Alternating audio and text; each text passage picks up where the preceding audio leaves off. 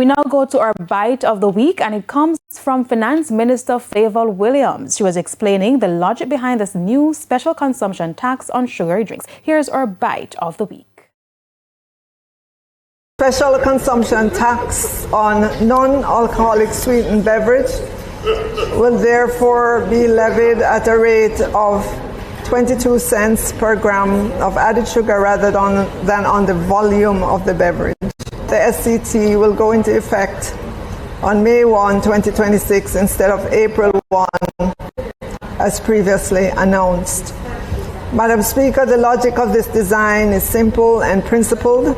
It is the sugar that causes the harm, so it is the sugar that should be taxed. This structure creates a genuine commercial incentive for manufacturers and importers to reduce the sugar content of their products.